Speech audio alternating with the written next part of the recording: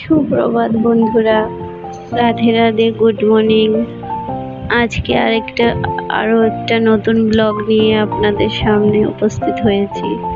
প্রথমে আমি সকালে স্নানটা সেরে ঠাকুর ঘর থেকে শুরু করলাম, ঠাকুরের পুজোটা দিয়ে দিলাম।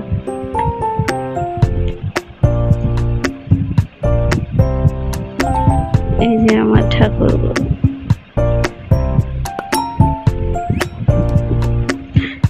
তারপর আমার অনলাইন ক্লাস ছিল এক্সারসাইজের, অনলাইন ওয়ার্কআউট করে নিচ্ছি আমি। দেখতে পাচ্ছেন অনলাইন ওয়ার্কআউট করাচ্ছে আমার সিনিয়র কোচেরা।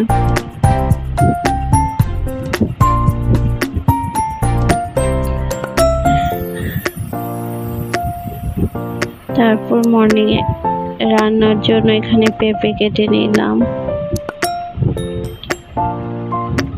আর এক সাইডে মুগ ডাল ভেজে নিচ্ছি ডাল রান্না করার জন্য।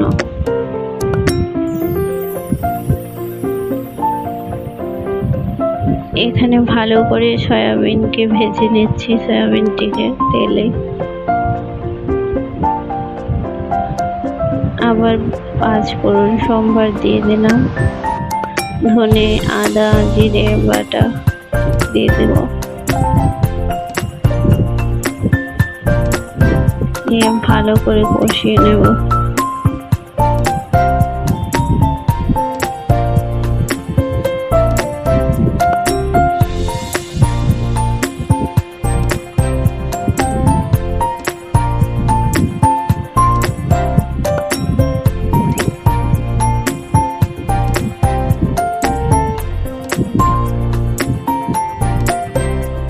কষিয়ে নিয়ে সয়াবিন আলুটিকে দিয়ে দেব।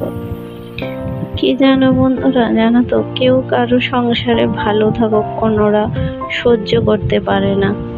অনেক মহিলারা আছে অপর সংসারে ঝগড়াঝাটি হয়ে গেলে যাতে ওরা শান্তি পায়, অন্যদের ভালো দেখতেই পারে না।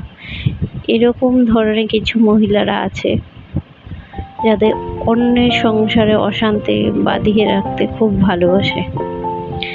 আরে ভগবানকে ডরা, মানুষকে না ডরালে ভগবানকে ভয় পা। কারণ 2 বার তো ভগবানের মার খেয়ে নিয়েছিস, আরও কি খাওয়ার জন্য অপেক্ষা করছিস? এবার তো খেলে ভগবানে তোকে আসতেই রাখবে না।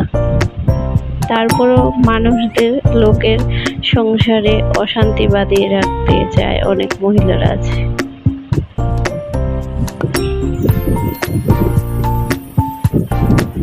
এখানে ঝোল দিয়ে দিলাম। এটা গল্পটা আমার এক বন্ধু, তার জন্য। এখানে সয়াবিনের ঝোল হয়ে গেল।